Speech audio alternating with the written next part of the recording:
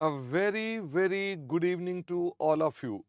Arpit, Rishabh, Sandeep, Tejas, Naman, Vanch, Soumyajit, Udit, Keshav, श्रुति, Mayank, Sukhdeep, chat दिखा सकते हो तो दिखा दीजिएगा। स्मृति, अक्षत, समृद्ध। मैं इतने सारे नाम नहीं ले पा रहा हूं, लेकिन ठीक है, जो मिस हो रहे हैं तो I am sorry for that. Rishabh, Arpit, Satyam, Harshit, Vivek, Aamir, Anita, Lavyansh, Ravi, Jiya, Bhargav, Bhoomi, Shruti, Abhishek, Aditya, Akshat, Ayush. आप सबका क्या हालचाल है भाई? मैं दो कैसे हो गया? आप सब ठीक ठाक हैं? हालचाल ठीक ठाक है?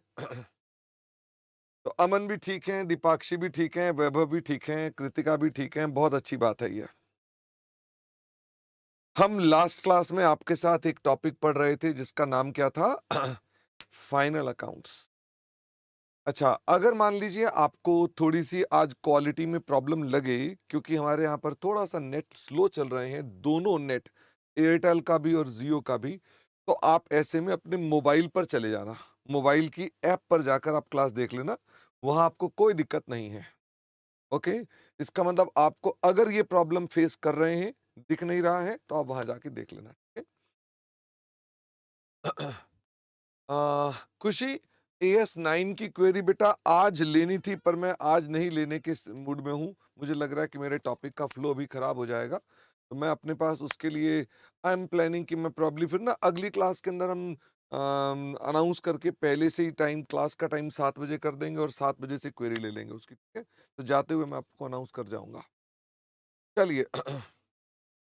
हाँ, आयुष कह रहा है कि सर अगर कोई व्यक्ति Ind AS apply as apply नहीं करता है तो क्या होगा? नहीं करता है तो नहीं करता है, उसमें कौन सी दिक्कत है? उस पर चार्टर्ड अकाउंटेंट के साइन नहीं है, सीए का साइन नहीं है, तो उसकी वैल्यू खत्म है। तुम समझ लो कि तुम अगर ब्रांडेड चीज लेते हो तो ब्रांडेड है, अगर चाइनीज लेते हो तो चाइनीज है। तो इसका मतलब ये, अगर आप स्टैंडर्ड का पालन नहीं करोगे तो कोई सीए साइन नहीं करेगा, सीए साइन नहीं करेगा तो लोकल हो गई बात। ओके, हटवाइए इसको। चलिए जी। तो हम अपने पास यहां पर थे,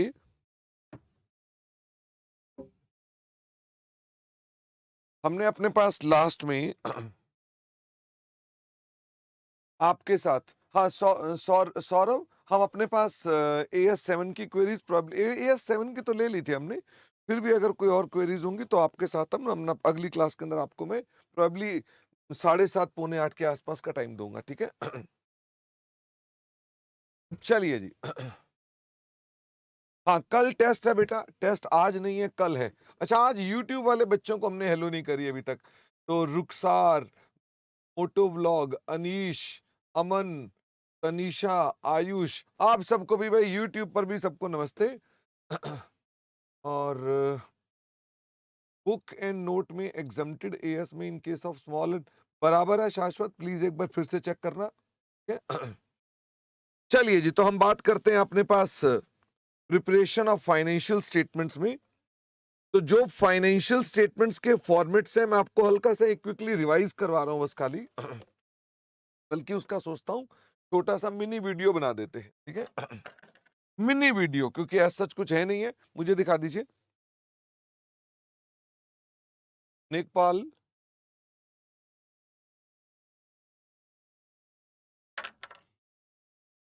तो प्रिपरेशन ऑफ फाइनेंशियल स्टेटमेंट, तो इसको कौन गवर्न कर रहा है? उसे गवर्न कर रहा है शेड्यूल 3। जो हमारे लिए रेलेवेंट है वो कौन है? डिवीजन 1। हमारे लिए कौन सा है? डिवीजन 1, ये इसे गवर्न कर रहा है। तो हम ये जो फाइनेंशियल स्टेटमेंट्स बनाएंगे, क्या इसके ऊपर हमारे इंस्टीट्यूट ने कोई गाइडेंस नोट भी जारी कर रखा है? गाइडेंस नोट ऑफ ICAI भी इस पर अवेलेबल है, जिसके हम अनुसार सारा काम कर रहे हैं। पल्लवी बेटा मोबाइल पर चले जाइएगा अगर आपको दिक्कत आएगी तो, ठीक है?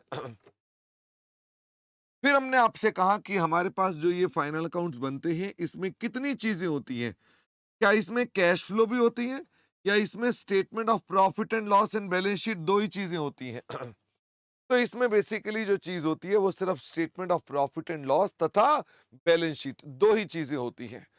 मैं जब बोलता हूं statement of profit and loss, तो प्रॉफिट एंड लॉस अकाउंट जो हम बनाया करते हैं, तो मैंने आपको इसके बारे में बताया था कि इसके मुख्य रूप में दो पार्ट्स हैं। तो एक हमारे पास है इनकम्स और एक हमारे पार्ट है एक्सपेंसेस। मुझे ये बताओ, हम वर्टिकल फॉर्मेट क्यों बनाते हैं? हम वर्टिकल फॉर्मेट क्यों बनाते हैं? क्यों कंपनियों के लिए वर्टिकल फॉर्मेट आ गया? क्यों ट्रेडिंग अकाउंट बंद कर दिया गया? तो उसके बिल्कुल सबने ठीक आंसर देना शुरू कर दिया। फॉर बेटर अंडरस्टैंडिंग ऑफ, किनकी बेटर अंडरस्टैंडिंग? For users. कौन कौन से यूजर्स थे हमारे पास? इन्वेस्टर्स मैंने बताए थे, मैंने लेंडर्स बताए थे, एम्प्लॉयज बताए थे, सप्लायर बताए थे, कस्टमर बताए थे, पब्लिक बताई थी, गवर्नमेंट बताई थी। ओके, तो ये हमारे सब लोग हैं जिनके लिए हम काम करते हैं, उनके लिए इजी टू अंडरस्टैंड करने के लिए काम करते हैं। मुझे बताओ, इसके अंदर दो आइटम्स मैंने अभी तक लिखी थी। पहली आइटम कौन सी थी? पहली आइटम थी रेवेन्यू फ्रॉम ऑपरेशंस, आरएफओ। हाँ, तो भाई मैं फिर से यहां पर लिख रहा हूं, यदि ब्लर हो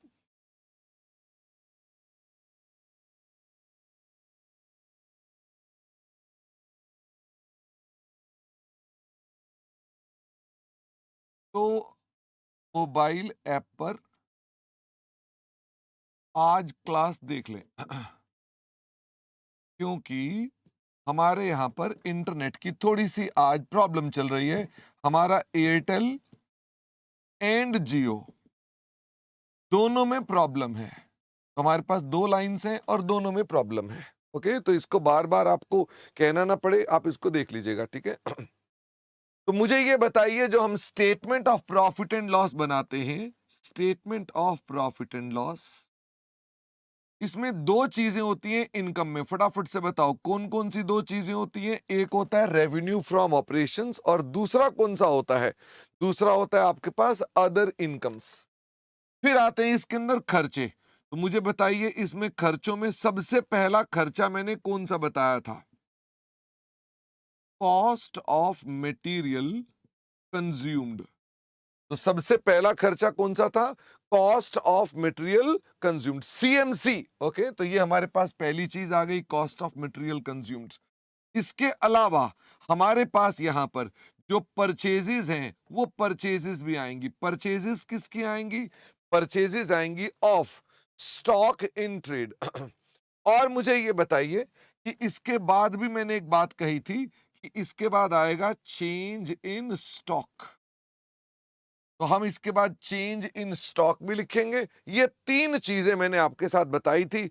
अभी मैंने चेंज इन स्टॉक पे ज्यादा चर्चा नहीं की थी और हमने क्लास समाप्त कर दी थी।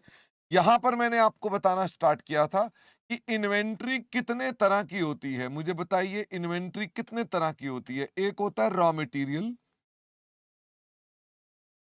एक होता है रॉ मटेरियल यानी कच्चा माल। तो ये हो गया कच्चा माल।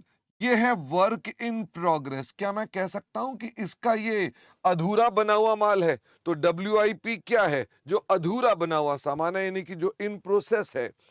जब ये बन जाता है तो हम इसे क्या बोल देते हैं? जब ये बन जाता है तो we call it finish stock या फिनिश्ड गुड्स, एक ही बात है। और फिर मैंने आपसे कहा कि एक आइटम ऐसी होती है जो हम बेसिकली खरीदते हैं और बेचते हैं, वो क्या है? स्टॉक इन ट्रेड्स, यानी कि हमारे पास ये स्टॉक इन ट्रेड भी आता है।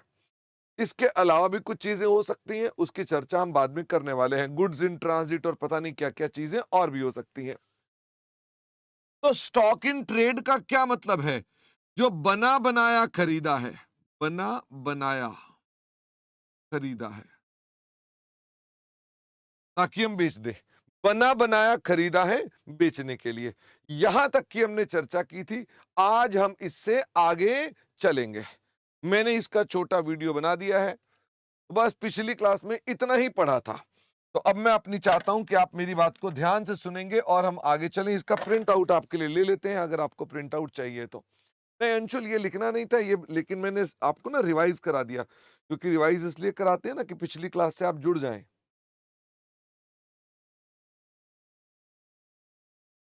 ये लीजिए, मैंने इसका प्रिंट आउट भी ले लिया है।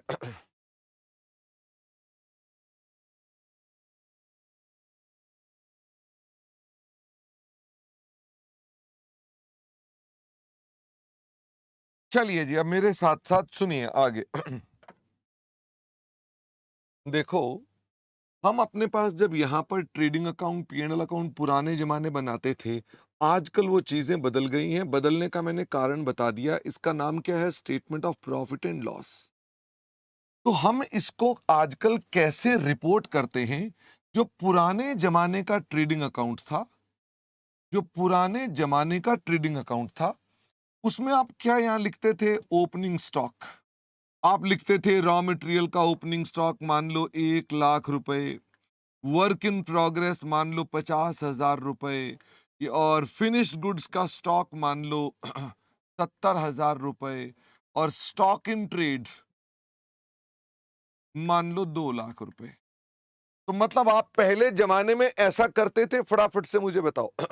तो ये ट्रेडिंग अकाउंट के मैं पुराने जमाने की बातें कर रहा हूं। मुझे बताओ आप परचेजेस, तो बताओ इन चारों में से परचेज किस किस की करते थे? रॉ मटेरियल की परचेज कर ली मान लो 50 लाख, और वर्क इन प्रोसेस की परचेज कर सकते हैं? क्या मैं वर्क इन प्रोसेस की परचेज कर सकता हूं? वो तो मैं बना रहा हूं ना, वो परचेज कैसे हो सकता है?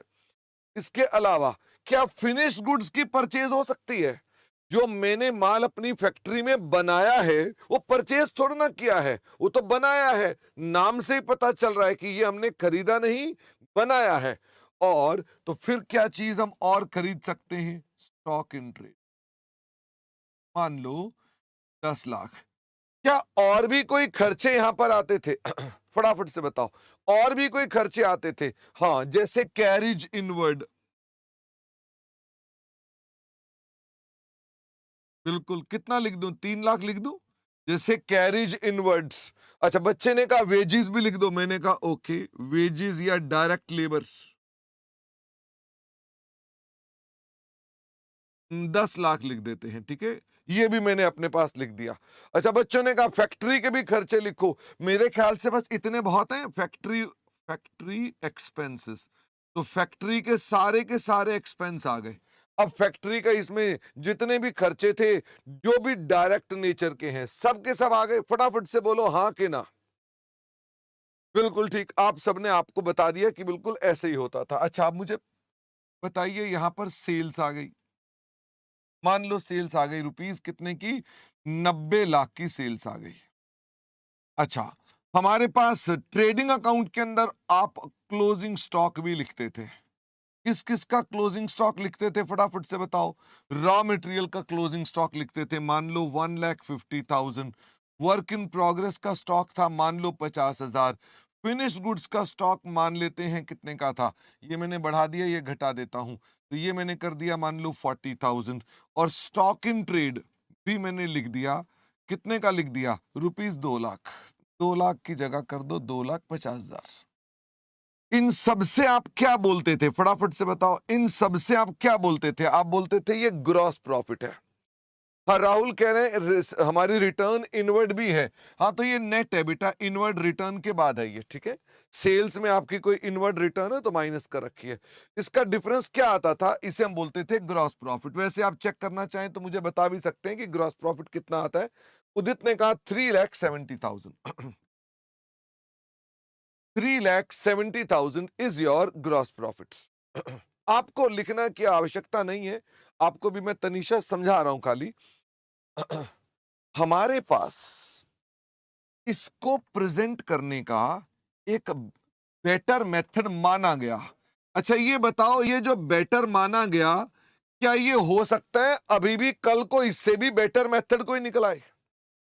तो आज की डेट में, आज की डेट क्या है? फटाफट से बताओ, आज की डेट क्या है? आज है 22 तारीख है। आज 22 अगस्त 2023 है। 22 अगस्त 2023 है। तो आज की डेट में हम इसको इस तरह से बनाते हैं। ये जो ट्रेडिंग अकाउंट है, क्या ये बनना बंद हो गया? ये ट्रेडिंग अकाउंट आप बना सकते हो, बट नॉट फॉर कंपनीज। क्या कंपनीज के लिए शेड्यूल 3 मैंडेटरी हो गया? The answer is yes. तो ये कंपनी लॉ ने कहा है, आपको इसे फॉलो करना ही पड़ेगा।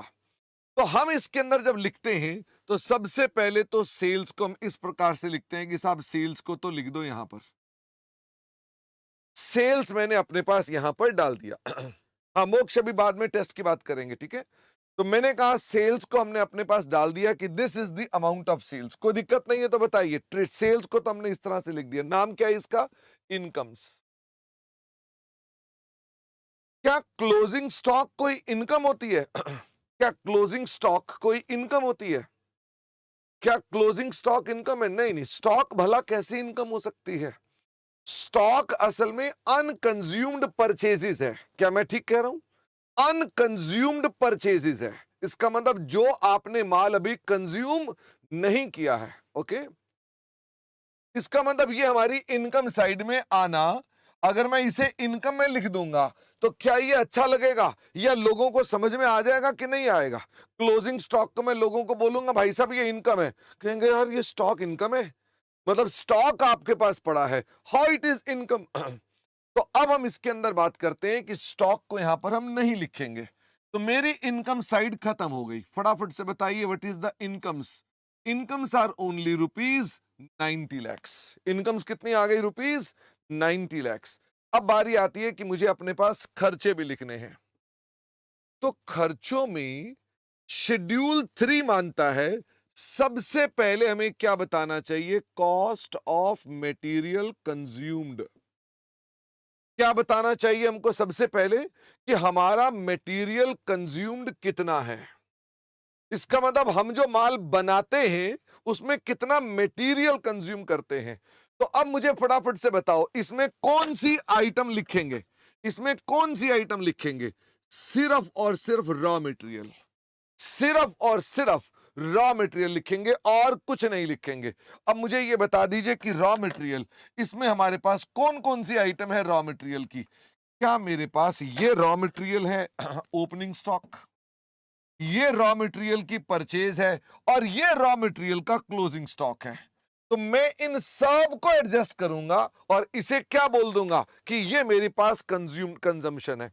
हम ऐसे इसके नीचे लिखते नहीं है, आपके समझाने के लिए लिख रहा हूं। तो मैं परचेज में क्या जोड़ दूंगा? फटाफट से बताओ, परचेज में क्या जोड़ दूंगा? तो परचेज में जोड़ दूंगा ओपनिंग स्टॉक,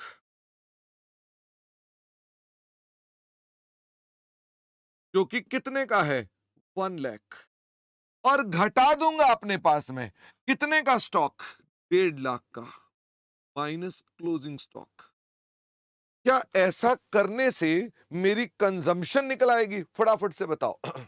ये मेरी कंजम्पशन निकल आएगी। तो मुझे फटाफट से बता दीजिए कितने रुपए आ गया? 51 लाख माइनस 1.5 लाख, तो ये आ गया 49,50,000। तो बताइए ये 49,50,000 क्या बताता है? ये बताता है हमने इतना माल कंज्यूम किया, हमने इतना माल कंज्यूम किया। तो 90 लाख की सेल के लिए कितना माल कंज्यूम किया? हमने 49,50,000 का सामान कंज्यूम कर लिया। मुझे अब ये बताइए कि इसके अलावा हमारा शेड्यूल 3, ये सारी बातें जो मैं कह रहा हूं ये कौन कह रहा है आपको? शेड्यूल 3। अब ये बताओ अगर मुझे इससे बेटर कोई फॉर्मेट लगता हो, मैं कहूं नहीं नहीं मेरे दिमाग में बेटा अब मेरे पास एक इससे अच्छा फॉर्मेट है, I can make it more simple, क्या मैं अपने पास उस फॉर्मेट को आपको बता सकता हूं क्या? The answer is no. क्या मैं शेड्यूल 3 को चेंज कर सकता हूं? The answer is no. क्या शेड्यूल 3 में मैं अगली कोई लाइन आइटम ऐड करना चाहूं तो कर सकता हूं? मैं अपनी मर्जी से कोई लाइन आइटम ऐड करना चाहूं तो कर सकता हूं? The answer is yes. पर एज अ स्टूडेंट क्या आपको मैं ये रिकमेंड करूंगा कि अपनी मन मर्जी से कुछ भी लाइन आइटम ऐड कर देना? क्योंकि तुम अपनी मर्जी से लाइन आइटम ऐड कर दोगे तो इंस्टीट्यूट वो मान जाएगा क्या? हर बच्चा अपनी मर्जी से लाइन आइटम ऐड करेगा तो इंस्टीट्यूट मान जाएगा? The answer is no. Hence क्या हमारे लिए शेड्यूल 3 का फॉर्मेट बिल्कुल परम पिता परमेश्वर है, जो वो कहता है हमको वही फॉलो करना पड़ेगा। और बस इसे लगाया क्यों लगाया जा रहा है? फटाफट से बताओ, इसे यूज क्यों कर रहा है? क्योंकि मानते हैं ये बेटर है और कल को ये हो सकता है बाय द टाइम आप सीए बने ये हट भी चुका हो और कुछ नया आ जाए। ओके, तो therefore no problem in that. You won't say कि नहीं नहीं सर बदल क्यों गया, जब ये बेटर था तो बदल क्यों गया? क्योंकि हम सब इवॉल्व कर रहे हैं। Okay, purchase of stock in trades, क्या मैंने कंजम्पशन वर्ड बोला है कि परचेज बोला है? भाई एक बात बताओ, स्टॉक इन ट्रेड तो कंज्यूम हो ही नहीं सकता। आप चार्टर्ड अकाउंटेंट हैं, बताइए क्या परचेज में जो स्टॉक इन ट्रेड बना बनाया माल है, क्या ये कंज्यूम हो सकता है? कंज्यूम मतलब आप खा गए। भाई आप कच्चा माल तो खा जाओगे, लेकिन आप स्टॉक इन ट्रेड तो खा ही नहीं सकते। तो मुझे बताओ, क्या मैं इसमें अपने पास स्टॉक को एडजस्ट कर सकता हूं? नाउ यू विल से कि सर मैथमेटिकली तो कर सकते हैं, बट मुझे बताओ, आप एक आम जनता के लिए, उन 7 यूजर की बात करिए, तो क्या उनके लिए ये वर्ड कंज्यूम गलत हो जाएगा? देयरफॉर हम अपने पास यहां पर नजदीक कर दो, यहां पर अपने पास स्टॉक इन ट्रेड को एज इट इज लिख देंगे 10 लाख रुपए। ये क्या है? तैयार माल खरीदा, तैयार माल या तैयार गुड्स खरीदे।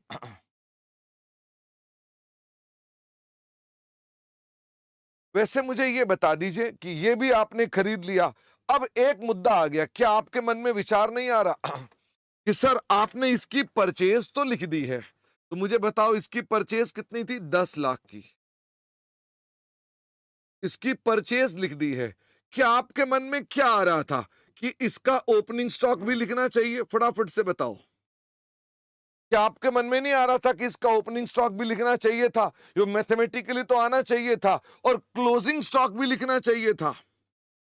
इसका मतलब आपको, आपने इसे तो लिख दिया, पर आपके मन में विचार आता है कि सर हमको अपने पास स्टॉक इन ट्रेड का ओपनिंग और क्लोजिंग भी लिखना चाहिए था।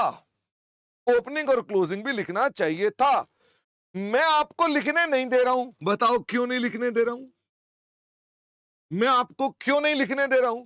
क्योंकि लिख दूंगा तो ये कंजम्पशन आ जाएगी, जबकि ये कंज्यूम होगा नहीं। तो इसीलिए एक और लाइन आइटम शेड्यूल 3 में ऐड की गई, जिसका क्या नाम रखा गया? चेंज इन स्टॉक, और इसे टपका के नीचे डाल दिया। ओ, इसका मतलब यह कि चेंज इन स्टॉक को हमने नीचे क्यों टपका दिया? क्योंकि ऊपर वो लिखते तो ये कंजम्पशन बन जाती। हम कंजम्पशन लिख नहीं सकते, तो हमने इसे यहां से क्या किया? कट, और नीचे टपका दिया। तो मुझे फटाफट से बताइए, तो इसका मतलब मेरे पास यहां पर एक फॉर्मूला बन गया कि मुझे क्या लिखना पड़ेगा? Opening stock minus closing stock. Now क्या हमारे पास other than raw material and other than stock in trade और भी स्टॉक्स हो सकते हैं? The answer is yes. Work in progress भी हो सकता है, मेरे पास फिनिश्ड गुड्स भी हो सकते हैं, मेरे पास गुड्स इन ट्रांजिट भी हो सकते हैं। क्या मेरे पास जो स्टॉक्स हैं वो कई तरह के और हो सकते हैं? अब मैं इनके लिए हर एक लाइन अलग अलग बनाऊं तो आप बताओ कैसा लगे? मैंने कहा change in stock in trade लिखूं, फिर मैं लिखूं change in work in progress, फिर लिखूं मैं चेंज इन फिनिश्ड गुड्स। मुझे बताइए, क्या ये आप उन 7 लोगों को भीतर मन में विचार करके बताना, do you think this will be better for those persons? फटाफट से बताइए। The answer is no.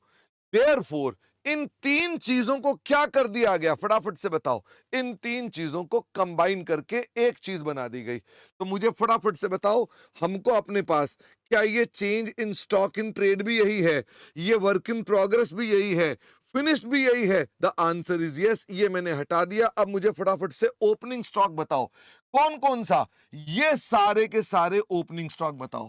तो कितने हो गए? 2 लाख, 3 लाख 20,000, 3 लाख 20,000। अब क्लोजिंग भी बता दो, क्लोजिंग कितने हो गए? फटाफट से बताओ, क्लोजिंग कितने हो गए हमारे पास? क्लोजिंग हमारे पास हो गए 3,40,000, 3,40,000। तो मैं अपने पास इसको यहां से डिलीट कर दूं ना, क्योंकि ये चीज आपको चाहिए नहीं है। हमने यहां पे स्टॉक को एडजस्ट नहीं किया था, तो उसको यहां पर आकर एडजस्ट कर दिया।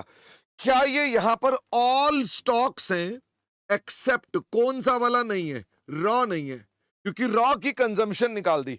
अदर देन रॉ सारे के सारे स्टॉक यहां डाल दिए। मुझे ये बताओ कि ये ओपनिंग माइनस क्लोजिंग खर्चे में क्यों आ रहा है? फटाफट से बताओ, ओपनिंग माइनस क्लोजिंग खर्चे में क्यों आ रहा है? सिंपल। क्या ओपनिंग स्टॉक खर्चे में ही आता था?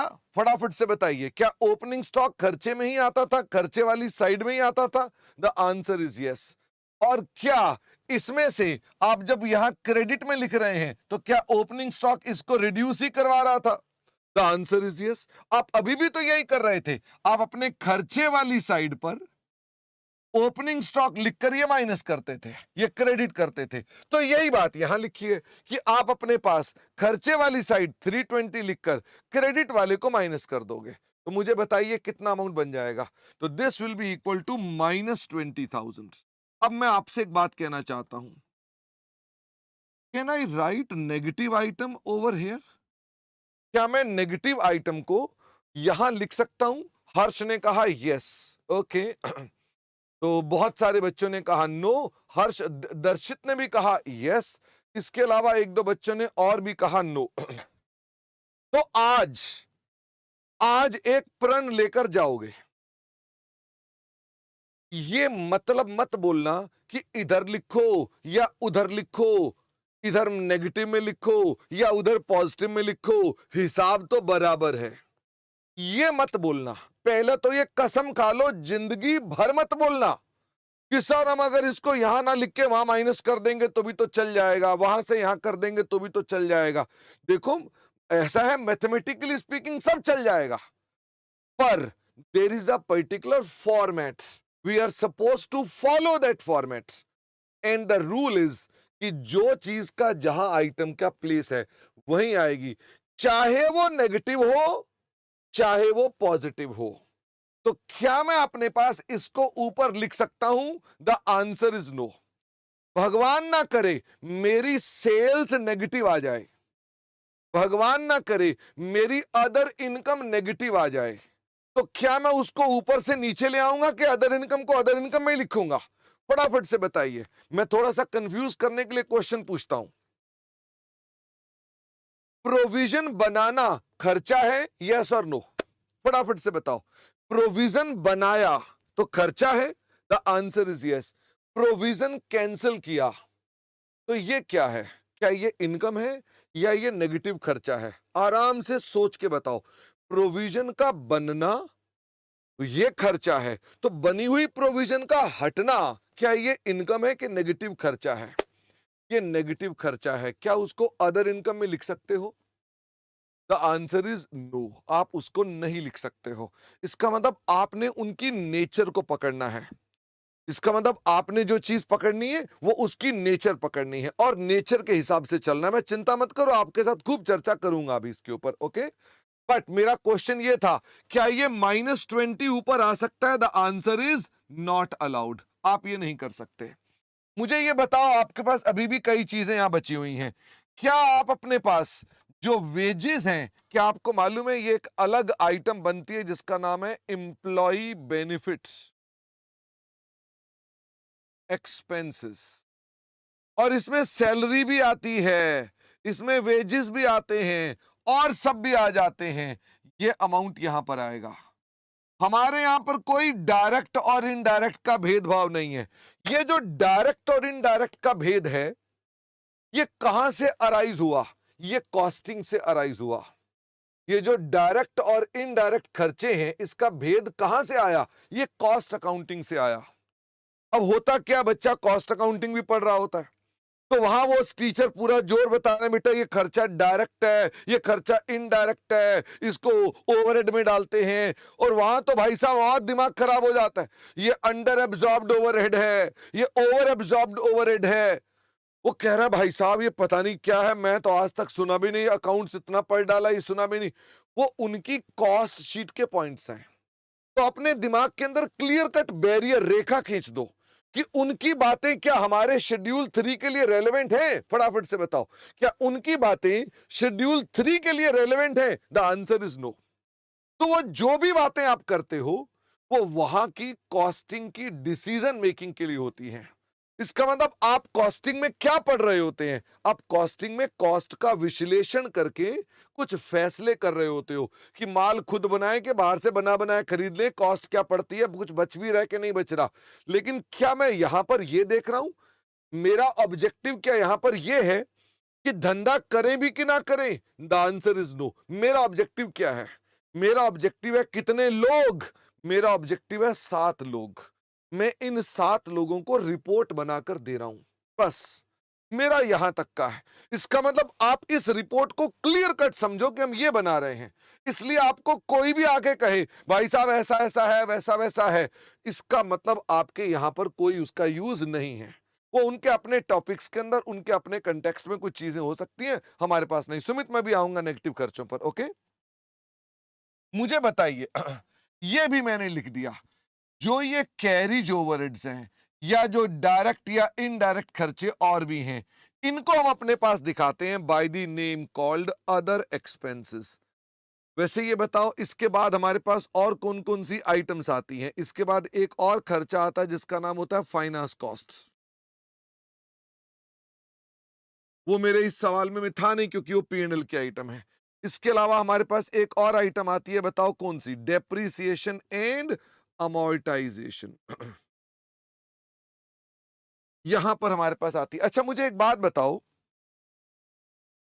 कैरिज इनवर्ड कहां जाएगा इसमें? फैक्ट्री ओवरहेड कहां जाएंगे? यहां पर। ऑफिस ओवरहेड कहां जाएंगे? यहां पर। सेलिंग ओवरहेड कहां जाएंगे? यहां पर।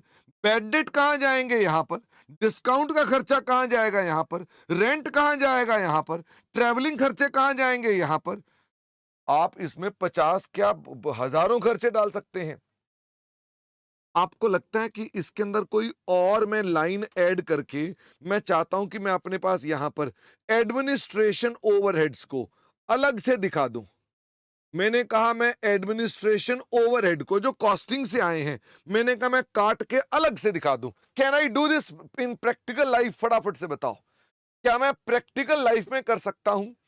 क्या मैं प्रैक्टिकल लाइफ में अदर एक्सपेंसेस में से कोई चीज काट के अलग दिखाना चाहता हूं तो कोई मुझे रोक टोक है? The answer is no.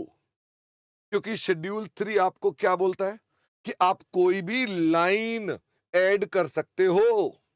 Okay, but क्या एज अ स्टूडेंट आप ऐसा कर सकते हो?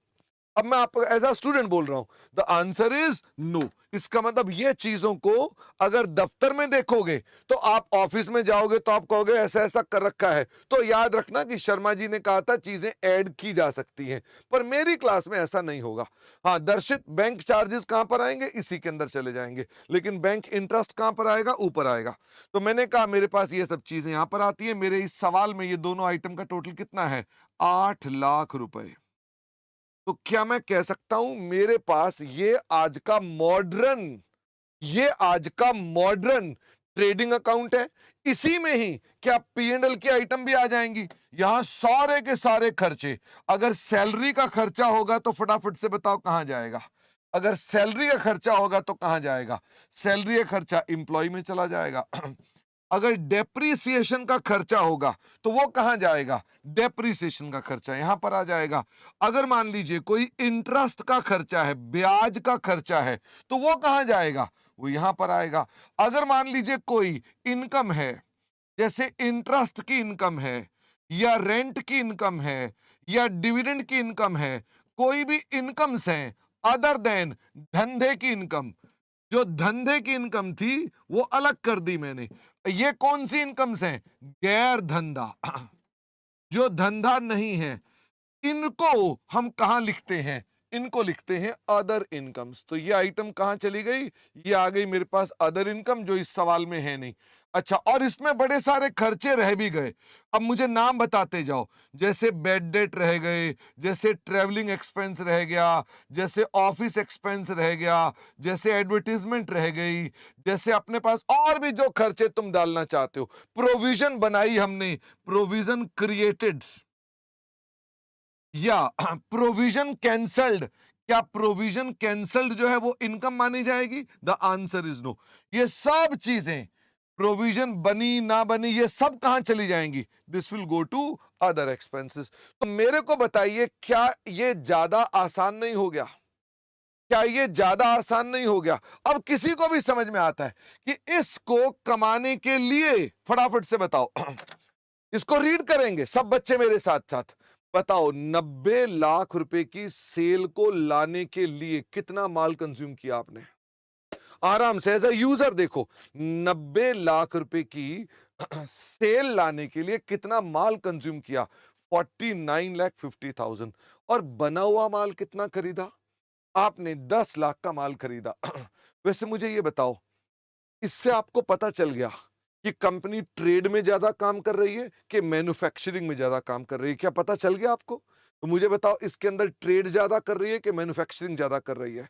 वो मैन्युफैक्चरिंग ज्यादा कर रही है, वो अच्छी कंपनी है। ओके, अगर खाली ट्रेडर होते हैं तो क्या ट्रेडर का रिस्की बिजनेस होता है? हाँ, उनके पास आज माल आ रहा है और बढ़िया बिक रहा है, कल को कोई और आएगा, उनका माल खा जाएगा। ये बताओ, ये -20,000 क्या कहता है? ये -20,000 कहता है कि इन खर्चों में इतने का माल अभी बिका नहीं है। तो मुझे ये बताओ, इन दोनों को जोड़ करके 20,000 माइनस कर दूंगा तो क्या मैं कह सकता हूं उतने का एक्चुअल में मेरे को कॉस्ट पड़ी है उस सेल्स की? इतना माल कंज्यूम किया, इतना माल हमने तैयार खरीदा, इतना अभी तक बिका नहीं है, तो जो बिका नहीं है माइनस कर दिया। इसके अलावा हमारे इतने इंप्लॉय के खर्चे हैं, इतने बाकी खर्चे हैं, बाकी क्या निकला है हमारे पास? प्रॉफिट निकला है। मैंने एक ढांचा दिया है, आप में से कुछ बच्चे ना बड़े चिंतित हैं और बड़े पेशेंस नहीं है उनको। आराम से, संयम से, आपको मैं एक बात की गारंटी दे सकता हूं, बात को सुनते जाएंगे, हर बात समझ में आएगी। लेकिन आपके मुताबिक अब कुछ बच्चे कह रहे हैं पहले नेगेटिव प्रोविजन का बताओ, तो मैं आपके हिसाब से क्लास नहीं चलाऊंगा। इसलिए बेकार में मेहनत मत करो।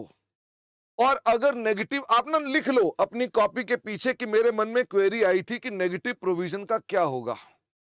जवाब तो मैंने दिया नहीं, पर जब तक क्या चैप्टर खत्म होगा ऑटोमेटिक जवाब मिल जाएगा। जब ऑटोमेटिक जवाब मिलेगा तो आपको लगेगा अरे यार मैं तो ऐसी पेशेंस लूज कर रहा था कि नहीं नहीं मेरे को अभी बताओ। ऐसा नहीं होता। ओके। आपको पहले बात को सुनना है कि मैं जो कह रहा हूं वो क्या है, तो पढ़ना भी एक आर्ट है। ओके। क्या रैंक होल्डर भी वैसे ही पढ़ते हैं जैसे कोई नालायक बच्चा पढ़ता है? फटाफट से बताओ, क्या रैंक होल्डर भी वैसे ही पढ़ते हैं? The answer is no. Rank holder अलग ढंग से पढ़ते हैं। वो कैसे पढ़ते हैं? वो अपने माइंड में पहले चीजों को डालते हैं कि अच्छा बेसिक क्या है। क्या मैं आपको बेसिक बता रहा हूं? The answer is yes. तो बेसिक में एक्सपर्ट के चक्कर में मत पड़ो, एक्सपर्ट अगला लेवल है। अभी हम आएंगे, एक्सपर्ट पर भी पहुंचेंगे, पर पहले समझो तो सही मैं क्या कहने का प्रयास कर रहा हूं, उसके बाद समझ में आएगी। ब्रेक के अंदर। चलिए अब मुझे वापस बताइए कि हमने अपने पास यहां पर डाल दिया, एक बच्चे ने मुझे कहा है बैड डेट रिकवरी। तो अब ये बताइए साहब, वैसे तो मैं बीच में नहीं, लेकिन ऐसी क्वेरी दिख गई तो मैंने उठा ली। बैड डेट रिकवरी,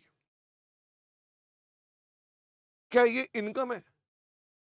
फटाफट से बताओ, क्या ये इनकम है या नेगेटिव एक्सपेंस है? फटाफट से बताओ। बैड डेट रिकवरी, भाई साहब बैड डेट रिकवरी आपने जो पहले बैड डेट किए थे उसी को रिकवर किया है ना, या आपने अलग से कोई कमाई कर ली है? फटाफट से बताओ। अलग से थोड़ा ना कमाई कर ली है। What you had recognised as bad debt उसी को तो रिवर्स कर रहे हो। तो ये नेगेटिव एक्सपेंस है कि इनकम है? तो आपने जिसे पहले खर्चा बोला, अगर उसी का रिवर्सल है तो ये नेगेटिव एक्सपेंस है। ओके। जो आपने पहले खर्चा बोला उसी का रिवर्सल है, बट फिर भी मैं इसको धीरे से लेकर आऊंगा। ये क्वेरी आई थी, तो bad debt recovery is not income, that is your negative expense. But anyway I will do this later on. बिल्कुल चिंता ना करें, प्रेफरेंस शेयर होल्डर्स का डिविडेंड कॉस्ट नहीं होता, फाइनेंस कॉस्ट नहीं होता है। मैं अपने पास यहां तक की बातें करी हैं। मैं चाहता हूं कि आप मेरे साथ साथ पहले बातों को सुनते चले जाएं और फिर आगे चलें। इसका मैं प्रिंट आउट ले रहा हूं ताकि आप लोगों के पास ये डेटा सेव होता जाए। ये मैंने अपने पास सेव कर दिया है। आइए हम अपने पास एक बार प्रॉफिट एंड लॉस अकाउंट को देखें। ध्यान दीजिएगा, अपने माइंड में स्ट्रक्चर बनाना है। Read it the way I am saying. Okay. आपको जैसे मैं कह रहा हूं ना वैसे करना कि अच्छा ठीक है, अब शर्मा जी कह रहे हैं कि इसका ढांचा देखना है, कि इसका ढांचा ये है। हम बारीकी में काम करेंगे बाद में, तो आइए मेरे साथ साथ। ये प्रॉफिट एंड लॉस अकाउंट का ढांचा है। तो ये है जिसका नाम है statement of profit and loss. क्या ये इसका नया नाम है? पुराने जमाने में इसको क्या बोलते थे? Profit and loss accounts. ये आपके पास पेज नंबर 150 पर है, आपकी हैंड रिटन नोट्स में पेज नंबर 150 पर है। फटाफट से मुझे बताओ, क्या इस बात को दिमाग में परमानेंट डाल दिया कि इसका असल में नाम अब एसपीएल है? शॉर्ट में इसको क्या बोल देंगे? इसे शॉर्ट में क्या बोल देंगे? एसपीएल।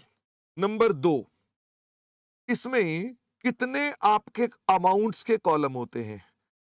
करंट ईयर और प्रीवियस ईयर। क्या प्रीवियस ईयर फिगर देना जरूरी है? फटाफट से बताओ, क्या प्रीवियस ईयर फिगर देना जरूरी है? The answer is yes. हमारी क्लास में इसकी कोई आवश्यकता नहीं है। तो रियल लाइफ में आवश्यकता है, पर हमारी क्लास में आवश्यकता नहीं है। तो और हमारी क्लास में आवश्यकता क्यों नहीं है? क्योंकि इंस्टीट्यूट आपको जो सवाल देगा वो 2 सालों का नहीं देगा। उसने आपको देखना बनाना आता है कि नहीं आता, तो वो खाली करंट ईयर देगा। बोलो जय माता दी। यानी आपके लिए मौज हो गई, आपको कुछ करने की आवश्यकता इसमें नहीं है।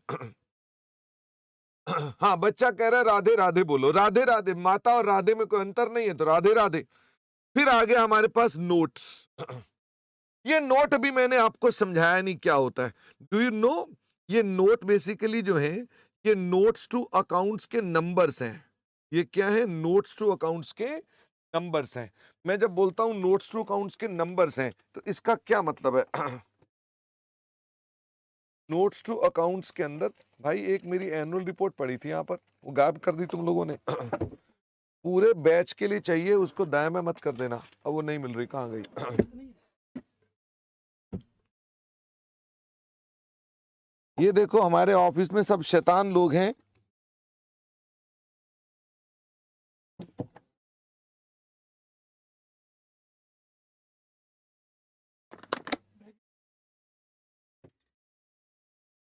चलिए वापिस आइए।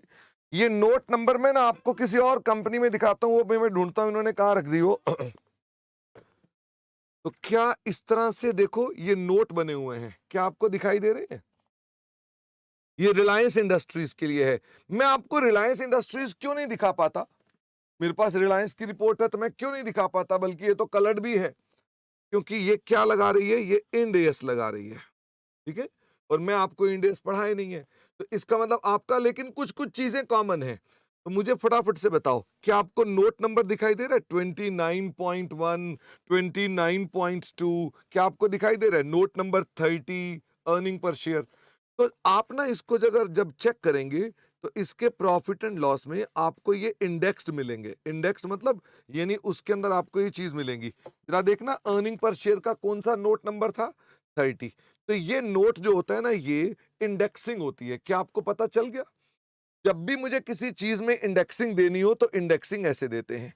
अब 1 मिनट के लिए देख ही रहे हैं, तो मुझे फटाफट से बताइए, ये किसकी एनुअल रिपोर्ट है?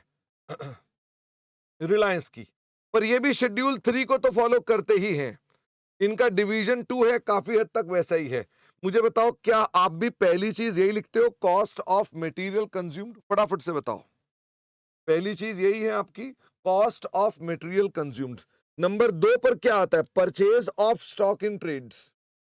नंबर 3 में क्या आता है? Change in stock. किसके स्टॉक की बात चल रही है? फटाफट से बताओ, किसके स्टॉक की बात चल रही है? Finished goods, work in progress, stock in trade. इसमें कौन सा स्टॉक नहीं है? इसमें रॉ मटेरियल नहीं है।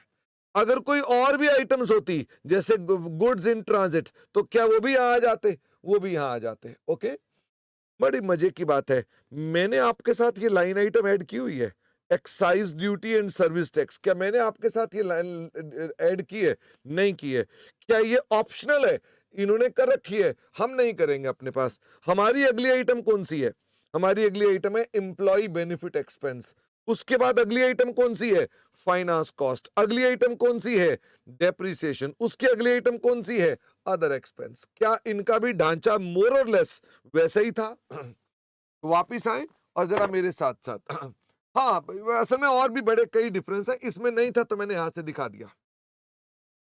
हाँ नारायण, आप इसके अंदर नोट्स के नंबर 1 2 3 4 बैलेंस शीट से भी स्टार्ट कर सकते हैं, यहां से भी स्टार्ट कर सकते हैं। रियल लाइफ में प्रैक्टिकली वहां से स्टार्ट होते हैं, बट आप कहीं से भी स्टार्ट कर सकते हैं। मुझे बताइए, आपकी इनकम्स कितनी है? अपने दिमाग में ढांचा डालो, अपने दिमाग में ढांचा डालो। मुझे बताओ, क्या जिंदगी में कभी गलती करोगे कि ये हमेशा कितनी आइटम होंगी? 2 ही आइटम होंगी। ओके, अच्छा, मैं किसकी बात कर रहा हूं? पार्टनरशिप फर्म की बात कर रहा हूं, सोल प्रोप्राइटर की बात कर रहा हूं, या कंपनी की बात कर रहा हूं? मैं कंपनी की बात कर रहा हूं। ओके, तो हम कंपनी के कंटेक्स्ट में बोल रहे हैं कि सिर्फ 2 आइटम्स होंगी। सर लेकिन इसे और समझाओ, क्या आप इसको और समझना चाहते हैं? फटाफट से बताओ। क्या आप इसको और समझना चाहते हैं? सारे बच्चे कह रहे हैं हाँ। तो जब मैं पन्ना पलटूंगा तो क्या अगले पेज पर एक एक करके और भी समझेंगे इसको? ओ, इसका मतलब क्या ये एक एक करके और भी समझेंगे? तो अभी आप इंतजार करो, अभी आपका टारगेट क्या होना चाहिए? इसका ढांचा। जब आप ये ढांचा समझ लोगे तो अगले स्टेप पर जाऊंगा मैं। ओके, अब मुझे फटाफट से बताओ, क्या टोटल इनकम को मैंने यहां लिख दिया? अगली आइटम कौन सी है? Cost of material consumed. कोई दिक्कत नहीं? फटाफट से मुझे इसका फॉर्मूला बताओ, इसमें क्या क्या आएगा? इसमें परचेज ऑफ रॉ मटेरियल आएगी, प्लस ओपनिंग स्टॉक किसका आएगा? फटाफट से बताओ, ओपनिंग स्टॉक किसका आएगा? Raw material, minus closing stock किसका आएगा? Raw material. और बाकी के स्टॉक्स जो हैं उनका ओपनिंग स्टॉक कहां आएगा? रॉ के अलावा, जैसे फिनिश्ड गुड्स हो या वर्क इन प्रोग्रेस हो या स्टॉक इन ट्रेड हो, इनका opening stock minus closing stock. ये बताओ, ये नेगेटिव भी हो सकता है, पॉजिटिव भी हो सकता है? फटाफट से बताओ, ये नेगेटिव भी हो सकता है, पॉजिटिव भी हो सकता है। दोनों ही केस में यहां पर आएगा, दोनों ही केस में यहां पर आएगा। ओके, ये क्या है? ये purchase of stock in trade है। मुझे बताओ, ये तीन आइटम में आप ढांचे में कभी गलती नहीं करनी चाहिए। मुझे फटाफट से बताओ, इनका टोटल होगा? टोटल बेटा अभी हमने इन दोनों का किया है, बस खाली बाकी चीजों का टोटल अभी करना है। टोटल तो हमने इन दोनों का कर दिया। ओके हाँ तान्या, अभी आप सवाल करेंगे तो उसमें आपके पास मैं फिर से रिपीट बार बार करूंगा ही। एम्प्लॉय बेनिफिट एक्सपेंस ये क्या है? ये आपकी सैलरी एंड वेजेस हैं। क्या हम ये डिस्टिंक्शन करेंगे कि ये डायरेक्ट है या इनडायरेक्ट है? हम इसका कुछ नहीं करेंगे। हम बोलेंगे साहब एम्प्लॉय बेनिफिट एक्सपेंस, एम्प्लॉय के सारे खर्चे। फाइनेंस कॉस्ट्स, ये ब्याज है। ये क्या है? ब्याज। हम बाद में इसके ऊपर पढ़ेंगे, फाइनेंस कॉस्ट में क्या क्या आता है, ये पढ़ेंगे बाद में, इसलिए आप चिंता बिल्कुल मत करना। ओके एम्प्लॉय उसको जो बेनिफिट मिलेगा वो आएगा, हाँ बिल्कुल आएगी। Custom duty in other income की लाइन में नहीं। कस्टम ड्यूटी, कस्टम ड्यूटी नहीं नितिन गुरु, कस्टम ड्यूटी तो हमारे पास वहां जाएगा ना जो हम सरकार को दे रहे हैं, तो सरकार की इनकम है, मेरी नहीं है। फिर आ गया डेप्रीसिएशन एंड अमोर्टाइजेशन। तो डेप्रीसिएशन एंड अमोर्टाइजेशन क्या है? ये अमोर्टाइजेशन होती है इनटेंजिबल एसेट्स की। मुझे कोई इनटेंजिबल एसेट बताओ, जैसे कि गुडविल। तो गुडविल को राइट ऑफ करते हो तो क्या बोलते हो? अमोर्टाइजेशन। और डेप्रीसिएशन किसकी होती है? प्रॉपर्टी प्लांट एंड इक्विपमेंट की। ये नहीं, इनकी आप डेप्रीसिएशन बोलते हो। तो डेप्रीसिएशन को हिंदी में क्या बोलते हैं? घिसावट। क्या इनटेंजिबल एसेट घिसते हैं? क्या आपके मोबाइल में रखा हुआ सॉफ्टवेयर घिस रहा है? नहीं नहीं नहीं, उसमें तो घिस नहीं रहा ना, वो तो अल्टीमेटली आउटडेटेड हो रहा है, वो घिस नहीं रहा है। तो क्या वर्ड घिसना हमें इनटेंजिबल के लिए यूज करना चाहिए? The answer is no. तो हम अपने पास इसको क्या बोलेंगे कि इसमें वर्ड बोलेंगे अमोर्टाइजेशन। और ये कौन है? ये हमारे, मैं क्या बोलूं, सागर। क्या अंत में सब सागर में ही चला जाता है? जिसका कुछ पता नहीं, जिसका कोई भी पता नहीं, वो कहां चला जाएगा? वो सब सागर में चला जाएगा। ओ अच्छा, इसमें डायरेक्ट खर्चे भी आएंगे, जैसे कैरिज। फटाफट से बताओ, इसमें डायरेक्ट खर्चे भी आएंगे, जैसे कैरिज है, या जैसे हमारे पास फैक्ट्री के ओवरहेड्स हैं, या हमारे पास इनडायरेक्ट खर्चे हैं, क्या वो भी सब आएंगे? The answer is yes. इन सब का टोटल लगाएंगे तो ये क्या कहलाएगा? ये आ गया टोटल एक्सपेंसेस। तो ऊपर क्या थे? Total incomes. ये क्या आ गए? Total expenses. अब हम इसके अंदर और चलते हैं, तो इस प्रॉफिट को अगर हम निकालेंगे टोटल इनकम में से, क्या माइनस कर दिया? फटाफट से बताओ, बी में क्या था? बी में क्या था? बी में थे टोटल एक्सपेंसेस। टोटल इनकम में से टोटल एक्सपेंसेस को माइनस करते हो तो क्या कहलाते हैं? Profits before exceptional and extraordinary item. Now what are exceptional and extraordinary items? मेरे साथ साथ सुनो, मुझे दिखाओ। मेरे को, मैं गेम खेलूंगा जैसे चिड़िया उड़ कबूतर उड़, ऐसी एक गेम खेलूंगा। ओके आप मेरे को सिर्फ सोच समझ के आंसर देते जाना। क्योंकि हम धंधा करते हैं इसीलिए मटेरियल कंज्यूम होता है। आपने यस नो बोलना है बस। क्योंकि हम धंधा करते हैं इसीलिए हमारे पास रॉ मटेरियल कंज्यूम होता है। हाँ। क्योंकि हम धंधा करते हैं हमें एम्प्लॉय को सैलरी देनी पड़ती है। द आंसर इज हाँ। क्योंकि हम धंधा करते हैं हमें ब्याज भी लगता है। द आंसर इज हाँ। क्योंकि हम धंधा करते हैं डेप्रिसिएशन भी होती है। द आंसर इज हाँ। क्योंकि हम धंधा करते हैं रेंट भी पे करते हैं। द आंसर इज हाँ। क्योंकि हम धंधा करते हैं तो अर्थक्वेक भी आते हैं।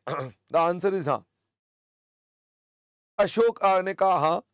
बड़े सारे बच्चों ने गलती से हाँ भी बोल दिया, अब भी ना भी बोल रहे हैं। मैंने कहा क्योंकि हम धंधा करते हैं इसलिए अर्थक्वेक आते हैं। ये क्या बात बनी? इसका मतलब क्या सब चीजों में एक रिश्ता था? बताओ क्या रिश्ता था?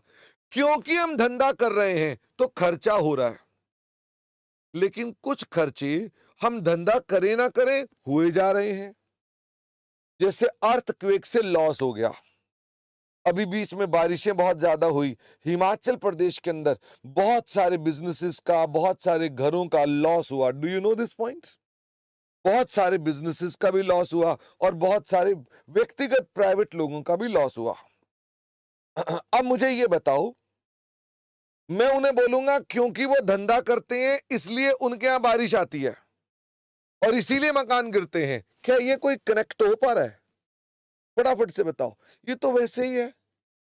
इन चीजों को हम क्या बोलते हैं? इन चीजों को बोलते हैं एक्स्ट्रा ऑर्डिनरी आइटम्स, जिनमें धंधा नहीं, रिलेशन नहीं है।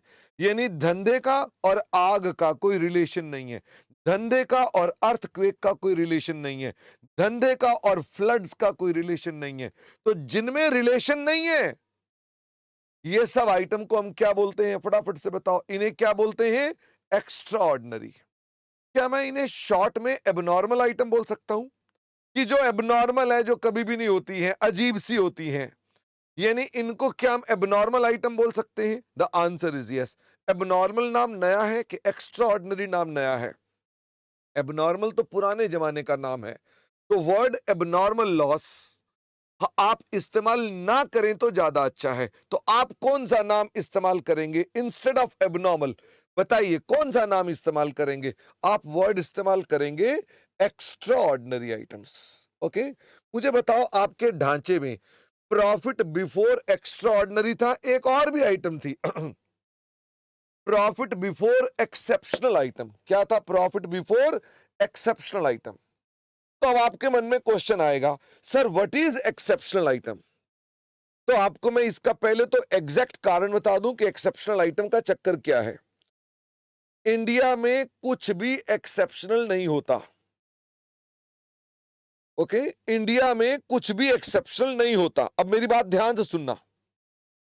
इसका मतलब क्या कोई एक्सेप्शनल आइटम होनी चाहिए? नहीं होनी चाहिए। शेड्यूल 3 में यह आइटम गलत आई हुई है। समझ में आई बात? शेड्यूल 3 में जो लिखा है profit before exceptional and extra ordinary, it should be what? It should be profit before extra ordinary. Sir आप ये कैसे बोल रहे हैं एक्सेप्शनल आइटम नहीं होती है?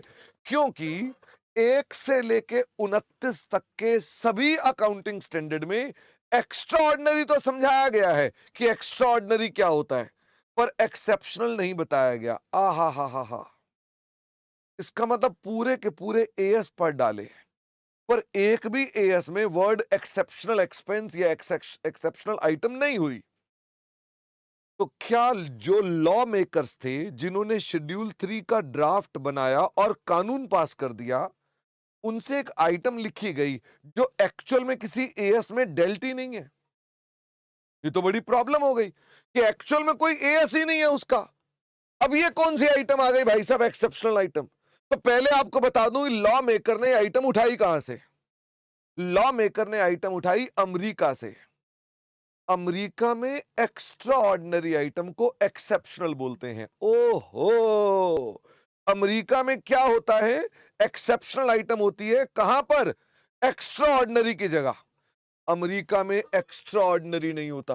Oh my God! तो मुझे बताइए, क्या एक्स्ट्राऑर्डिनरी और एक्सेप्शनल दोनों सिनोनिम्स हैं, पर्यायवाची हैं? हाँ, दोनों पर्यायवाची हैं। तो बताइए, इंडिया में कौन सा वर्ड यूज होता है? फटाफट से बताओ, इंडिया में कौन सा नाम यूज होता है? एक्स्ट्राऑर्डिनरी। यूएस में कौन सा नाम यूज होता है? Exceptional item. अब हमारा इंस्टीट्यूट फंस गया। इंस्टीट्यूट ने क्या बनाना था? Guidance note. वहां आकर हमारा इंस्टीट्यूट फंस गया। अब क्या करें? क्या बताएं भाई लोगों को कि इसका क्या मतलब है? तो उसने क्या किया, हमारे अकाउंटिंग स्टैंडर्ड 5 में एक लिस्ट ऑफ आइटम्स दी गई है। उस लिस्ट ऑफ आइटम्स को बोला, इन्हें एक्सेप्शनल मान सकते हो। कहां दी हुई है पहले बताओ ये लिस्ट? ये लिस्ट कहां दी हुई है? अकाउंटिंग स्टैंडर्ड 5 में दी हुई है।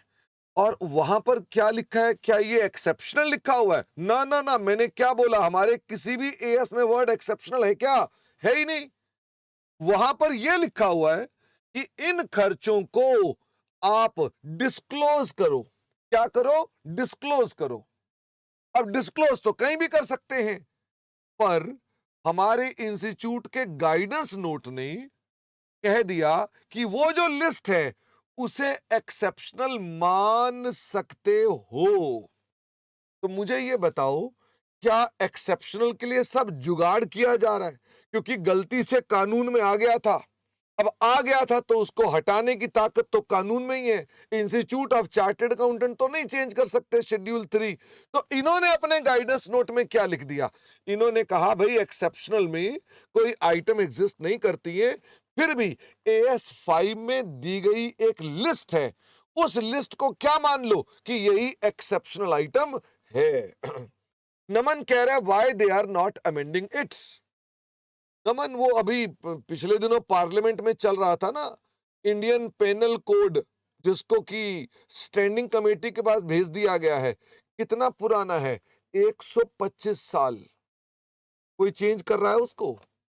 नहीं कर रहा है। और अभी तो ये कह रहे हैं हम चेंज करेंगे, कब होगा पता नहीं है।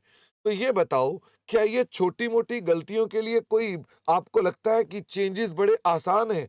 नहीं दोस्त, इस देश की या हर ये सभी देशों की अपना अपना एक प्रोसेस होता है। वो प्रोसेस फॉलो करना पड़ता है, वो टाइम टेकिंग होता है, उसकी इंपॉर्टेंस के हिसाब से होता है। ये कब चेंज होगा पता नहीं, पर जुगाड़ मैंने बता दिया। ये जुगाड़ किसने दिया है? ये जुगाड़ किसने दिया? मैंने दिया है क्या? नहीं, ये जुगाड़ इंस्टीट्यूट ऑफ चार्टर्ड अकाउंटेंट्स ने दिया है। अब क्या ये जुगाड़ मैंडेटरी है फॉलो करना? द आंसर इज नो, ये रिकमेंडेटरी है। क्या इंस्टीट्यूट के गाइडेंस नोट को फॉलो करना मैंडेटरी होता है? नहीं, मैंडेटरी नहीं होता, ऑप्शनल होता है। मैंने अपने जीवन में अभी तक इस क्लॉज को किसी भी कंपनी को लगाते हुए नहीं देखा। क्या आपको मेरी बात समझ में आ गई? तो मैंने बता दिया गाइडेंस नोट में क्या लिखा है। रियल में इसे कोई भी कंपनी फॉलो नहीं करती। अब आपके मन में एक सवाल आएगा, सर वो लिस्ट बताओ तो कि वो आइटम कौन कौन सी हैं। क्या आपके मन में सवाल आ रहा है कि सर हमें वो आइटम तो बताओ कि आइटम उसके अंदर हमारे पास हैं कौन कौन सी हैं। जैसे कि वैसे तो लिस्ट में कई आइटम्स हैं, यहां पर हमने लिखा हुआ है जैसे कि litigation settlement expense. Litigation settlement expense क्या होता है? लिटिगेशन सेटलमेंट एक्सपेंस होता है कि कोर्ट ने हमारे खिलाफ कोई मसला तय कर दिया और हमको कहा डैमेजेस पे कर दो। मैं अभी आज ही न्यूज पढ़ रहा था, आप भी देख सकते हैं, गूगल करना तो न्यूज मिल जाएगी। एनडीटीवी पर पढ़ी मैंने वो खबर। उसमें यह आ रही थी कि कोई व्यक्ति अपने परिवार के साथ श्रीलंका घूमने गया, उसका वहां एक्सीडेंट हो गया, उसकी वाइफ की मृत्यु हो गई। वो व्यक्ति जो था वो बच गया, वो अल्टीमेटली वापस आ गया। उसने फिर कोर्ट में जाकर अपील करी कि मेरी वाइफ की डेथ हो गई इनकी नेग्लिजेंस की वजह से, जिन्होंने मुझे भेजा था। और आज ही इसके ऊपर फैसला आया। कितने रुपए की डैमेजेस है? हर्ष ने बता दिया कितने रुपए की डैमेजेस है। 50 लाख रुपए की डैमेजेस लगा दी। क्या आपने भी पढ़ा? क्योंकि मेरे पास सबसे पहले ही आ गए थे, कई बच्चों ने भेज दिया था आंसर। 50 लाख रुपए। ये क्या है भाई 50 लाख? ये 50 लाख क्या है, फटाफट से बताओ। ये 50 लाख के जो डैमेजेस हैं, इसे बोलते हैं लिटिगेशन सेटलमेंट एक्सपेंसेस। क्या बोलते हैं इसको? Litigation settlement expenses. ओके, तो आपको सिर्फ समझाने के लिए मैं बता रहा हूं कि ये क्या माना जाएगा, फटाफट से बताओ। ये क्या माना जाएगा? ये माना जाएगा एक्सेप्शनल आइटम। क्या मानेंगे? मैं लिखता हूं एनडीटी में 50 लाख, देखता हूं मैं ढूंढ पाता हूं कि नहीं ढूंढ पाता हूं। ये लो जी, अब तो हम भी मॉडर्न हो गए भाई। अब तो आप पहले थोड़ी तारीफ करो, बोलो क्या बात है, क्या बात है। ये देखो, ये है वो। दिखाइए जी, ये मैंने एनडीटीवी खोल दिया आपके लिए। तो एनडीटीवी में ये देखो, एनडीटीवी में क्या लिखा है। लिखा हुआ है ट्रेवल एजेंसीज आस्क्ड टू पे। बताओ जी कितने रुपए दे रहे हैं? 50 lakh after client loses wife and son in accident.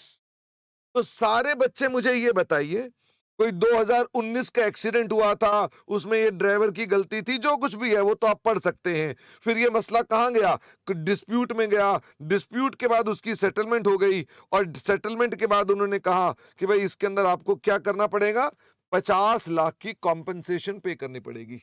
फटाफट से बताओ ये क्या चीज है? दिखाओ, ये क्या चीज है? इसे हम अंग्रेजी में क्या बोलते हैं? इसे बोलते हैं, इसे कहा जाता है लिटिगेशन सेटलमेंट एक्सपेंसेस। क्या आपको मेरी बात समझ में आती है? Litigation settlement expenses. तो इस खर्चे को अगर वो ट्रेवल एजेंसीज डालेगी तो कहां पर डाल सकती है? अदर एक्सपेंस में डाले या एक्सेप्शनल में भी डाल सकती है। अगर वो इंस्टीट्यूट का गाइडेंस नोट फॉलो करे तो ये कहां डाल सकती है? ये एक्सेप्शनल में डाल सकती है। ओके, तो द रूल इज कि आप उसे एक्सेप्शनल में दिखा दो, क्योंकि इंस्टीट्यूट के गाइडेंस नोट में लिखा है। बाकी इसकी कोई अदरवाइज आवश्यकता आपको नहीं है। हम इस पॉइंट का कहीं पर भी यूज करने वाले नहीं है। हाँ, नमन कह रहा है अगर ऐसे ही कोर्ट कचहरी से हमें कोई पैसे डैमेजेस के मिल जाएंगे तो क्या ये अदर इनकम हो जाएगी? The answer is yes. अच्छा, मुझे ये बताओ, ये रेट्रो लॉ एक्सपेंस क्या होता है? रेट्रो लॉ एक्सपेंस ये क्या चीज होती है? क्योंकि ये भी हमने लिखा हुआ है रेट्रो लॉ एक्सपेंस। क्या आपको पता है हमारे देश में एक बड़ा सुप्रसिद्ध रेट्रो लॉ का झगड़ा हुआ था? हैं? हाँ, एक बड़ा सुप्रसिद्ध झगड़ा हुआ था। सर मतलब वो क्या हुआ था? उसके अंदर हमारे देश की सरकार ने वोडाफोन के ऊपर 10,000 करोड़ रुपए का जुर्माना लगा दिया था रेट्रो लॉ के अंदर। उन्होंने कहा तुम्हारे पर हम पैसा चार्ज करेंगे। तो प्रणब मुखर्जी थे उस समय। तो मैं यहां लिखता हूं वोडाफोन रेट्रो लॉ। ये लो, तो देखते हैं।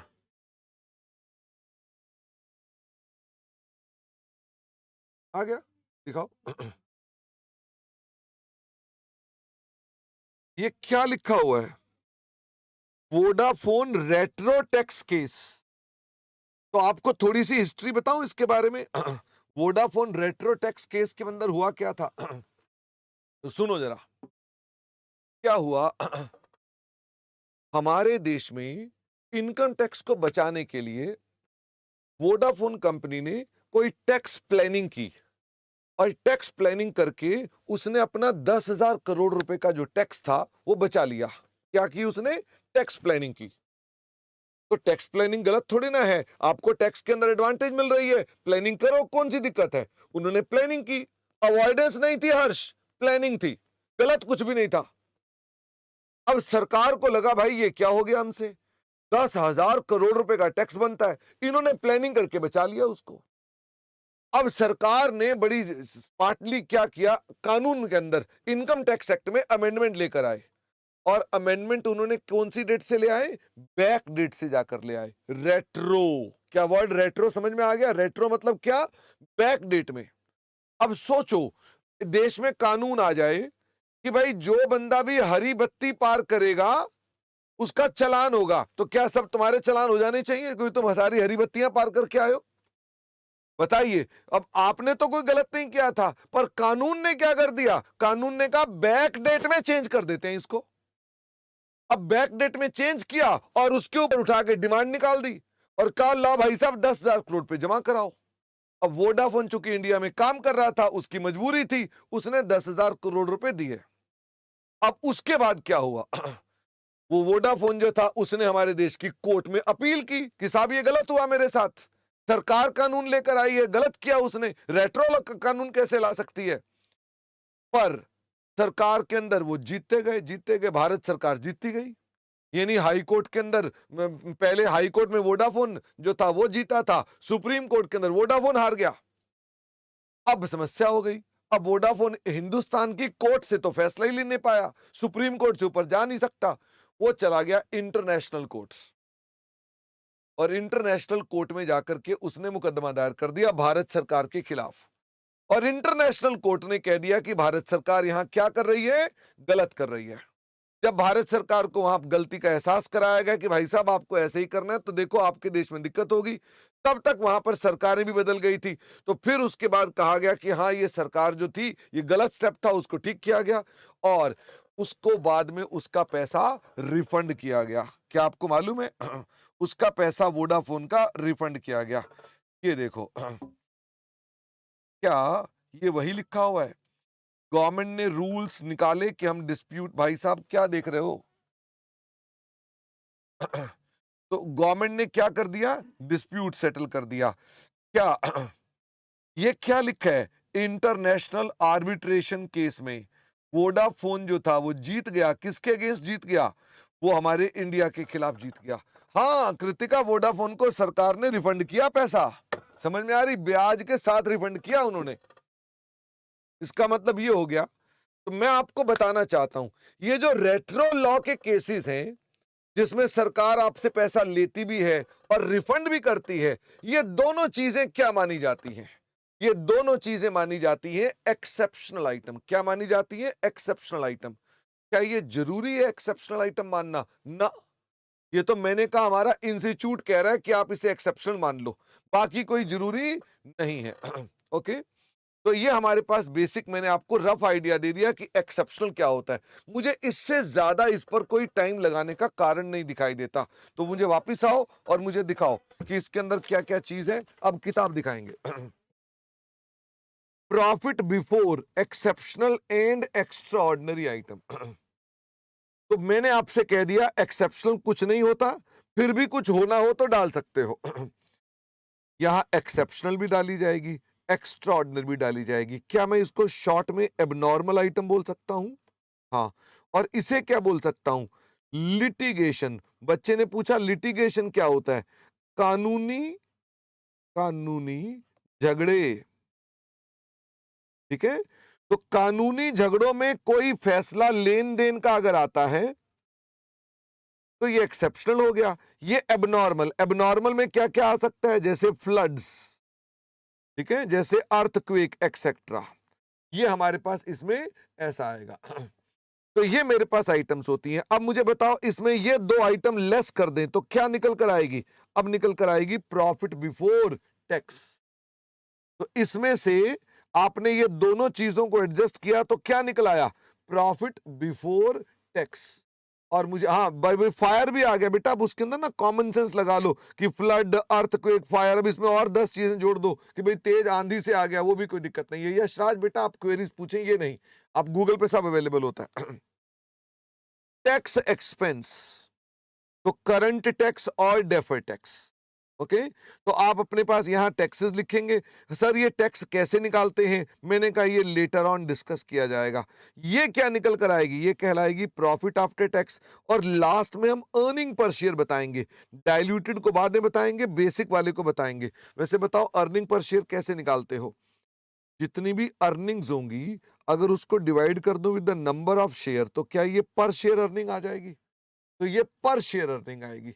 भारत कह रहा है प्रोविजन फॉर टैक्स, असल में उसका नाम है करंट टैक्स। जिसको आप प्रोविजन फॉर टैक्स बोल रहे हैं उसका नाम है करंट टैक्स। ओके, वो पुराने नाम की बात कर रहे हैं। अच्छा, तो यशराज बड़ी देर से एक बात पूछ रहे थे कि सर मुझे कोई एनुअल रिपोर्ट अगर डाउनलोड करनी है तो कहां जा करनी है? किसकी करनी है यशराज? तुमने उसकी वेबसाइट पे चले जाओ। जैसे तुमने रिलायंस की करनी है तो उसकी वेबसाइट पे चले जाओ। वेबसाइट में जाकर वहां पर एक डब्बा मिलेगा आपको, इसको बोलते हैं इन्वेस्टर रिलेशंस। ठीक है ना, वेबसाइट में ये पक्का पक्का होगा क्योंकि कानून है ये। इसका मतलब वेबसाइट पर ये पक्का लिखा मिलेगा इन्वेस्टर रिलेशंस। उसको क्लिक करोगे तो उसमें कई चीजें मिलेंगी, उसी में वर्ड लिखा होगा एनुअल रिपोर्ट्स। उसमें आप अपना ईयर सिलेक्ट करो और उसका पीडीएफ डाउनलोड कर लो। Got my point? तो ऐसे होगा ये। अच्छा, तो मैंने अपने पास कहा कि ये मेरे पास आइटम्स होती हैं। मैं चाह रहा हूं कि आपको एक छोटा सा छोटा सा सवाल भी मैं करवाऊं। क्या आप मेरे साथ साथ एक छोटा सा सवाल करेंगे कि नहीं करेंगे? पेज नंबर 155, पेज नंबर 155 पर आपके पास एक क्वेश्चन है, इस क्वेश्चन पर आ जाइए। तैयार हैं जी आप? हाँ, अभी डिस्कस करेंगे मेरे बच्चे स्टॉक इन ट्रेड को भी, इसमें बार बार आएगा, सवालों में बार बार आएगा। हाँ, अभी बताएंगे अब नॉर्मल गेन का भी क्या होगा, इस सवाल में डिस्कशन करते जाएंगे। ठीक है, लिखना कुछ नहीं है। हाँ, नारायण सीक्वेंस यही होगी जो हमने आइटम्स डिस्कस किए हैं। फटाफट से बताओ सेल्स कहां पर जाएगी, जल्दी से बताओ सेल्स कहां जाएगी। अब मुझे आइटम बताते जाओ। सेल्स कहां जाएगी? ये जाएगी revenue from operations. Number 2, opening stock of raw material और परचेज ऑफ रॉ मटेरियल तथा बाद में closing stock of raw material, ये कहां जाएगा? फटाफट से बताओ। ये सब चीजें कहां चली जाएंगी? ये जाएंगी कॉस्ट ऑफ मटेरियल कंज्यूम्ड। अच्छा, ये जो ओपनिंग स्टॉक लिखा हुआ है, फिनिश्ड गुड्स का, वर्क इन प्रोग्रेस का और स्टॉक इन ट्रेड का, ये कहां पर जाएगा? फटाफट से बताओ, ये कहां जाएगा? ये हमारा चेंज इन स्टॉक में जाएगा। उसमें ये कौन सी आइटम बन जाएगी? ओपनिंग। और मुझे बताओ यहां पर क्या है? ये हमारे पास आ गया work in progress, stock in trade और फिनिश्ड गुड्स। ये तीन चीजों का टोटल, ये क्या होगा? ये माइनस हो जाएगा, माइनस क्लोजिंग स्टॉक। मैं भी इसको डिस्कस कर दूंगा और भी ज्यादा। Purchase of stock in trade कहां जाएगी? क्या ये अलग आइटम है? Purchase of stock in trade ये अलग आइटम है। सैलरी एंड वेजेस क्या दोनों कंबाइंड रहेंगे कि अलग अलग करने जरूरी हैं? सैलरी एंड वेजेस, तो क्या ये दोनों कंबाइंड रहेंगे? द आंसर इज यस, ये जाएंगे एम्प्लॉय बेनिफिट एक्सपेंस में। क्या आपको मालूम है कंट्रीब्यूशन टू पी फंड का फुल फॉर्म क्या होती है? पी फंड का मतलब होता है प्रोविडेंट फंड।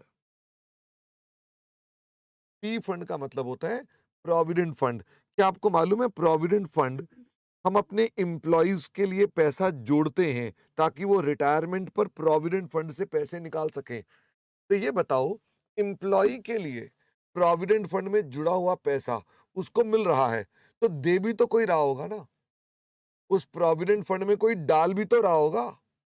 थोड़ा सा तो एम्प्लॉय भी डालता है, पर ज्यादा पैसा भी तो डाल रहा होगा। कोई कौन डालता है? एम्प्लॉयर।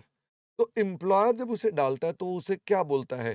क्या ये भी एम्प्लॉय बेनिफिट एक्सपेंस नहीं है? फटाफट से बताओ भाई, एम्प्लॉय को दे रहे हो तो ये भी तो एम्प्लॉय बेनिफिट एक्सपेंस है। तो this is also your employee benefit expense.